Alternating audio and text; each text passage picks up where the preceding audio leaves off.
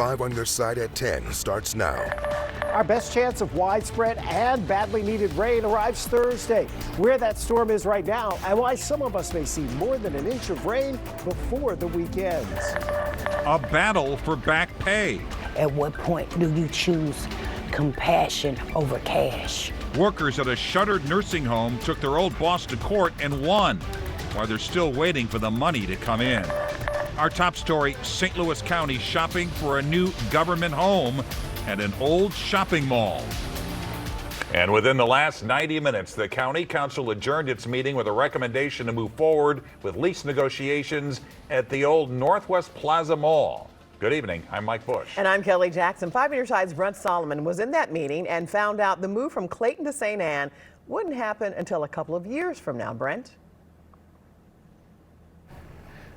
Well, I just finished speaking with a county councilman about the decision that leaders just made here moments ago. The reason they're getting such an early start, because if they move their headquarters from here to St. Anne, there's some construction that would have to happen at that site before the relocation can be possible.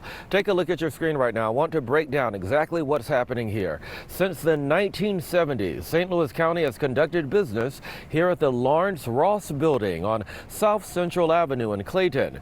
But Clayton is telling county leaders they must vacate unless costly upgrades happen by 2028. That's why last week, county leaders reviewed a site in Brentwood and another site, the crossings at Northwest in St. Anne. That's the former Northwest Plaza Mall. Tonight, county leaders decided to move forward with the negotiations with the old mall, which is where some county functions are already happening, such as voter registration and senior tax freeze assistance. Now, the idea is to just bring the whole headquarters there. Here's what one councilman just told me a little over an hour ago about the current site. It was built without sprinkler systems. So we have 9 floors without a sprinkler system in it. And the cost of putting in sprinklers in this old building, plus all the other things that have to go on in this building, makes this building cost prohibitive to move forward. We need to find a new location, need to find it fairly quickly. All right, let's go ahead and take a live look right now at the current headquarters, which houses some 600 county workers. I just caught up with a county spokesman who tells me he expects a lease deal with the former mall to be in place by the end of the year. So let's say county leaders sign a 5 or maybe even a 10-year lease with the former mall. That will then buy them some time to decide if they want to stay there for the long haul or build from the ground up. Live in Clayton tonight, Brent Solomon, 5 on your side. Tonight, a Dollar General store in Jennings is closed after gunshots rang out in the parking lot. St. Louis County Police say the gunfire stemmed from a fight outside the store on West Florissant near Goodfellow around 4:30 tonight. When our crew was on the scene about 3 hours ago, we saw up to 60 evidence markers on the ground. Police tell us one man drove himself to the hospital with an injury. Another's being questioned by investigators. We called police within the last 30 minutes for any updates and reached out to Dollar General to see when the store would reopen. We'll let you know when we hear back from both. New charges tonight in an explosion that rocked a Lake St. Louis neighborhood over the weekend. Prosecutors charged 18-year-old Brian Pilarski with accessory to arson and property damage. They say he admitted to helping 3 teens carry out the attack Saturday night on the front porch of a Wentzville school administrator's home. No one was physically hurt by the homemade bombs. Tonight, firefighters believe a lightning strike may have caused a fire that destroyed a Metro East home. The fire started about 24 hours ago on Oxborough Court in Maryville, Illinois, during the height of the storms last night. Firefighters were able to rescue the only person inside. Well, the skies are quiet tonight. Weather Impact Chief Meteorologist Scott Connell is tracking the chances of more storms within the next 24 hours. In the next 24 hours, I think we're pretty quiet around St. Louis. Certainly it was a lovely evening to enjoy the botanical gardens. They just flipped off some of the lights at the Garden Glow for the evening. But we were dry in St. Louis. All of those storms that flared up this afternoon and this evening were all south and east of St. Louis, and most of them were out of our area. Certainly the stronger ones were. It is down to 50 degrees right now. We're going to slide back into the 40s. We've noticed the clouds starting to roll in, so it's becoming mostly cloudy. And we think tomorrow morning it's more clouds and sunshine throughout the day. We're going to see temperatures starting out in the 40s, but the winds are exceedingly light overnight into tomorrow. So the anticipation is there won't be much of a wind chill. As we look ahead towards Thursday and Friday, we get some widespread, very beneficial rain. We're in a drought. So when Thursday and Friday, what's the impact? We're going to get wet. We have the heaviest rain south of St. Louis. Leaves have been falling. Your gutters might be clogged. Tomorrow's a good day to maybe check on that, make sure they're clean, make sure that water is flowing away from your house freely. You'll need the rain gear at times Thursday and Friday. We're on that in a few minutes, Kelly. All right, Scott. Tonight, for the first time, we are hearing from the biological mother of the 14-year-old Vandalia teen found murdered inside an RV behind her home. Megan Zeller says Children and Family Services placed Kylie Toberman and her two sisters with her step-grandmother. The grandmother's son, Arnold Rivera, is accused of sexually assaulting and strangling the teen and hiding her body in a tote. She was found dead Friday, hours after she was reported missing. Rivera's ex-wife says Kylie confided to her about the sexual assault, but a state investigator told her nothing could be done unless Kylie spoke up. DCFS failed my daughter, yes.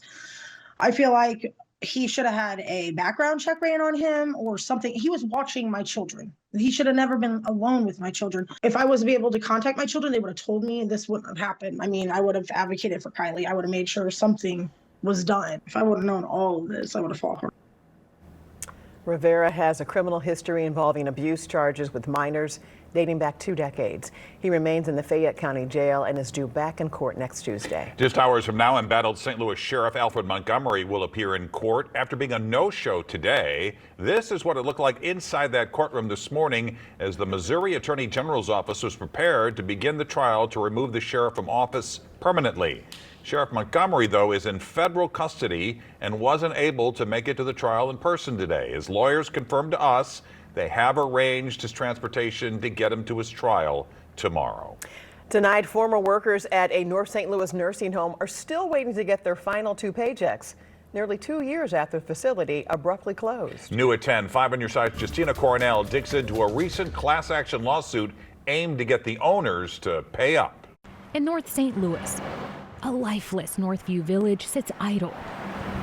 The former workers refuse to sit still. And I want people to know you do have a voice, you do have an option. What is owed is respect.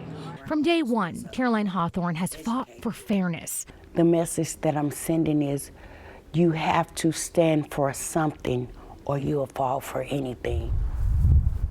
December 15, 2023 is a day Hawthorne will always remember. The lack of pay for 180 workers was the first clue of the chaos. Then when she arrived to the facility, she said, "We're shutting down." I say, "Is this real or are you serious?" The workers' union, Service Employees International Union, immediately jumped in.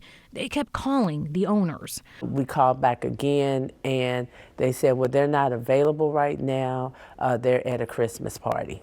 Northview employees kept working, moving out 175 residents. Hawthorne remembers the last patient. It took 4 paramedics, the police, and me coaching him to get on the stretcher because all the residents kept yelling and screaming, my home, and that really did something. Missouri's Department of Health and Senior Services confirmed Northview shut down because it did not have enough money to pay staff. 5 on your side learned the owners funneled millions of government dollars into their other companies. At what point do you choose compassion over cash? Until this day, none of the employees have been paid 2 of their final paychecks. The Warren Act states if you have over 100 employees, you must give them employees 60 days notice. We weren't even given 2 hours notice. That's why they sued the owners. There were hundreds and hundreds of souls that were affected by this. In order to show humanity, you have to show compassion. Neither one was shown that night. Recently, a judge ruled in favor of the workers. $2 million is appreciated. Do the workers deserve more? Absolutely. The union notices Northview was just one horrific example of a bigger problem. We're having a lot of owners come in from out of state. As of October 2024, the Centers for Medicare and Medicaid reported that Missouri has 161 one-star troubled nursing facilities. This is determined by inspections, quality measures, and staffing levels. Missouri has the fourth highest percentage of troubled facilities in the nation. Making sure that nothing like this happens again. Like, we can't afford to have this happen again. Hawthorne never steered away from being a nurse. She's still working. I won't let one person's evilness deter me from the care and compassion that I feel as a nurse and as a human being. The employees didn't sit still, a reminder to always stand up to fight for what's right. It showed we were right, but the fight continues. Justina Cornell, 5 on your side. While a judge ruled in their favor, attorneys say it's going to take some time to actually get paid. 5 on your side did reach out to the former owners, but we have yet to hear back. License to convenience. This isn't just cool technology. The new option for Illinois residents, allowing them to show proof of identity with a swipe of their phone. Gateway to style. St. Louis is fabulous. It's a great incubator for talent. The world-famous designer in town tonight, helping to drive St. Louis fashion forward. Wardrobe adjustment? Well, you're going to need to do that as we get closer to Thanksgiving. Big swing toward a colder pattern, but before we get there, we're tracking our late week rainmaker. That's in 6 minutes.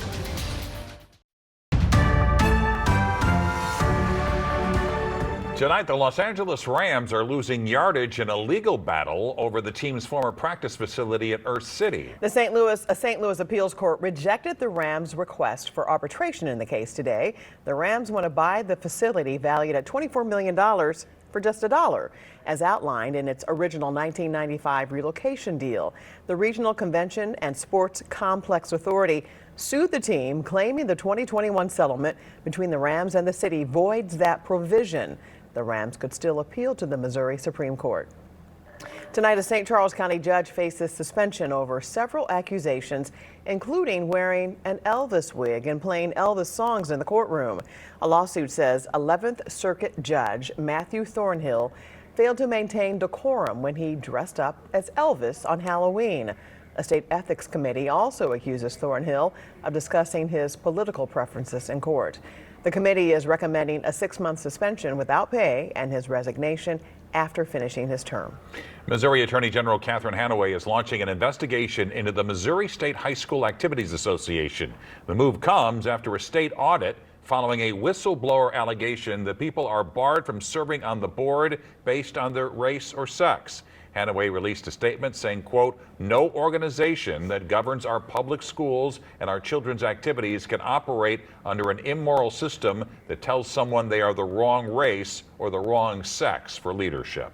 In less than 9 hours from now, presenting your ID is going to get a little easier for Illinois residents. Starting tomorrow, Apple iPhone users will be able to add their driver's license or state ID to their Apple Wallet.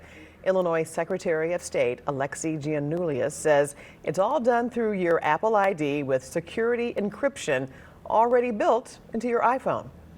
This isn't just cool technology. It's trusted, secure, and private technology. Only the information needed for a transaction is presented, and you have the opportunity to review and authorize the information being requested with Face ID or Touch ID before it is shared. A couple of important reminders for Illinois residents. The digital IDs are only for Apple users. Samsung and Google devices will be added in early 2026. If you get pulled over by police, you will still have to show your physical license, and you may need your actual ID as well as TSA checkpoints. Well, just 3 hours ago, world-famous designer Wes Gordon wrapped up a special conversation with the St. Louis Fashion Fund. Beforehand, he sat down with 5 on your side's Laura Barcheski for a one-on-one conversation about inspiring the next generation of fashion designers.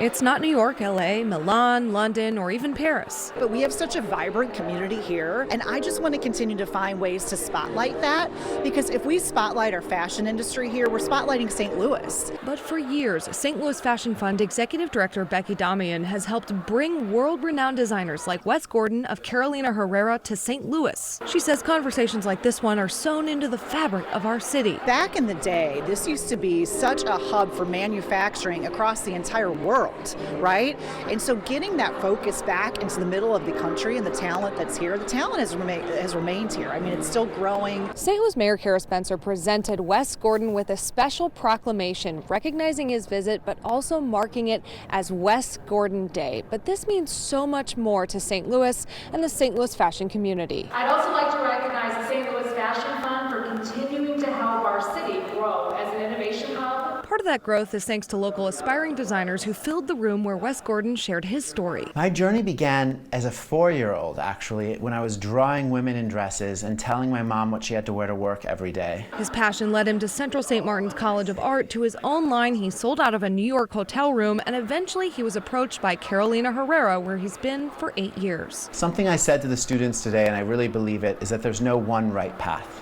You know, unlike other careers where it's clearly delineated how you need to get from point A to point B, that's not really the case with a fashion career. Washington University fashion design student Madeline Carlson met with Gordon one-on-one about her work. He was really genuine about what we were studying and our designs, and really had great feedback. There should be zero chips on a shoulder about not being New York or not being London or not being Paris or not being Milan. St. Louis is fabulous. You have a great community here, and it's a great incubator for talent. In St. Louis, Laura Barczewski, 5 on your side.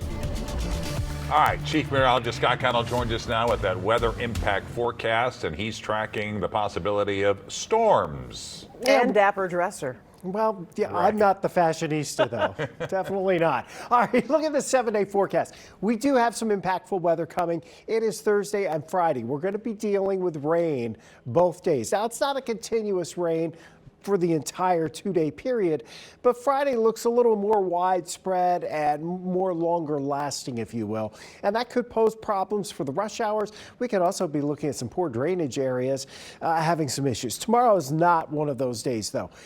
It's also not going to be bright, beautiful, and sunny tomorrow. We're talking a lot of clouds around St. Louis, starting out in the 40s, winding up in the upper 50s versus 70 where we were today. But no storms for us tomorrow. We're starting to see those clouds build back into St. Louis. These are the low clouds that are filtering in on the backside of that system that produced some stronger storms down to our south and southeast today.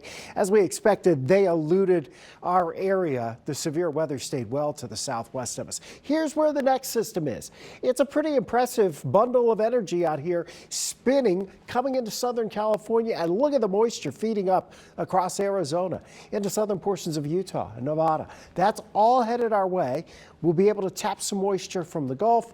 So the heaviest rainfall likely to be along and south of Interstate 70. That's the trend we've had for several days with the models. And so we're thinking around an inch or more of rainfall 70 and south. As you go farther north, maybe not as much. Thursday it starts, runs through Friday. The heaviest rain will be south of town. You'll want to clean those get the gutters cleaned up before it starts raining so everything drains out. Here's the latest model data tonight. We're looking at the European. It tends to be favorable for what actually is going to happen at this far range. You can see the rain is more widespread and farther north of St. Louis for much of the day on Friday. As we go into Friday evening, we will start to see that tapering off. Now, east of St. Louis on Saturday morning, don't count on much sunshine. It may take a little bit for the clouds to break up, but clouds will decrease on Saturday. Pretty nice on Sunday, low 60s. In fact, none of these temperatures are below average for this time of year. Highs will be around 60, lows are in the 40s, and there is another chance for a little rain along about Tuesday of next week, but those rain chances go down on Wednesday, and as we head towards Thanksgiving and Black Friday and into next weekend, not this weekend, but next weekend, we're talking about temperatures a bit below average. This is not earth-shattering to only be around 40 at the beginning of December, the end of November for the high, and lows in the 20s. But you'll need to adjust your wardrobe next week. It'll feel like Thanksgiving. Yes, as it should. All right, thanks, Scott. Here's Frank with sports. Kelly, we have a sportscast for you tonight. I chatted with the great Kristi Yamaguchi. You won't believe this soundbite from Coach Drink, and you will believe what happened in the Blues game. We'll be right back. And after this newscast, you can switch over to our 5+ streaming app for the latest episode of Outside the Forecast. Meteorologist Lance Blocker talks about last week's incredible northern lights, which were visible here in the bi-state. You can watch for free on your smart TV. And if you don't have 5+, just search KSDK in your app store.